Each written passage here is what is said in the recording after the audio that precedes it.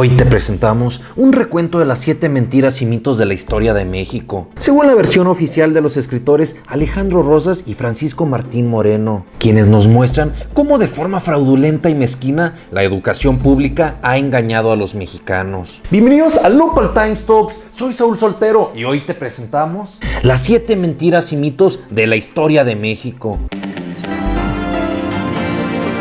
Número 7.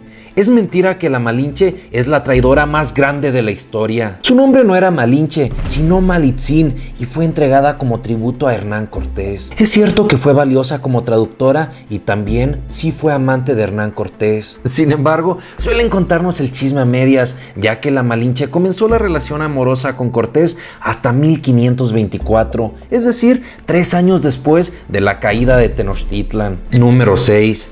Es mentira que Miguel Hidalgo es el padre de la patria. El cura Miguel Hidalgo y Costilla nunca buscó un país independiente de España, sino de los españoles de nacimiento, que gozaban de mayores privilegios que la raza criolla a la que él pertenecía. Asimismo, Hidalgo tiene un pasado oscuro que no corresponde con lo que nos enseñaron en la escuela con la versión oficialista. En realidad, el sacerdote tenía amantes, por lo menos 5 hijos, y según CNN cometió crímenes atroces. También dejaba que los insurgentes mataran y saquearan a los poblados. De acuerdo con el escritor Eugenio Aguirre, el título de padre de la patria le corresponde a José María Morelos. Número 5. Es falso que Santana vendió a Estados Unidos más de la mitad de México. Santana no vendió la mitad del país. Durante sus gobiernos perdió territorios por diversas razones y en 3 diferentes momentos. Primer momento, en 1836 Texas se independizó de México y luego se unió a Estados Unidos. Cantidad de dinero recibido, 0 pesos. Segundo momento, en 1847 el territorio que se perdió con el Tratado de Guadalupe Hidalgo no fue firmado por Santana, sino por Manuel de la Peña y Peña, quien era presidente de la Suprema Corte de Justicia de México. Con el tratado se recibieron $15 millones por concepto de indemnización por la guerra y no por el territorio cedido. Y tercer momento, en 1853, la Mesilla sí fue vendida por Santana, pero porque no le quedó de otra. Estados Unidos negoció como Vito Corleone, con una oferta que no podía rechazar, en donde se aplicó la premisa de o vendes o te invado, en la que se prometieron $10 millones,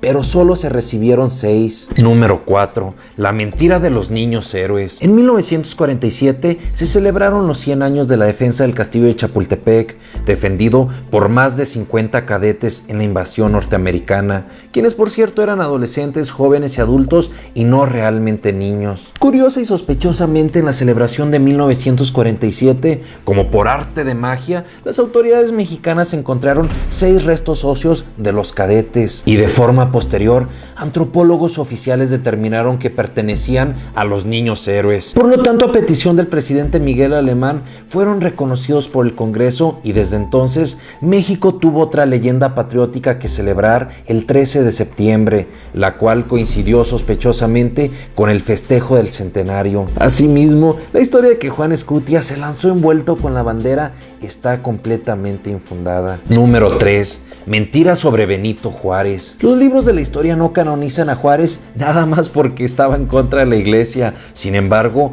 Juárez jamás estuvo orgulloso de su origen indígena. Sus propuestas de igualdad para los mexicanos no incluían a los indígenas porque ellos no eran mexicanos según el gobierno. Su presidencia se dio gracias a los fraudes electorales, asesinó a sus enemigos impunemente y nunca fue elegido de forma democrática. En total perduró 15 años como presidente y solo la muerte lo quitó del poder en 1872. También Juárez ha recibido críticas porque autorizó una serie de tratados que eliminaban la soberanía del país en beneficio de Estados Unidos. Por ejemplo, autorizó que los militares estadounidenses accedieran al país y mataran sin ningún castigo. Número 2. Mentiras sobre Porfirio Díaz. Los libros oficiales se caracterizan por criticar a Porfirio Díaz como un dictador villano de la historia mexicana. Sin embargo, durante sus 31 años de gobierno mantuvo la paz social y concilió a los partidos políticos. Asimismo, el país tuvo adelantos en economía. hubo inversión extranjera en la minería y en la industria. Los bancos y las compañías de seguros abrieron y a través del ferrocarril las regiones aisladas del país se comunicaron. No podemos negar que fue a partir de 1907 cuando Díaz, ya en una edad muy avanzada,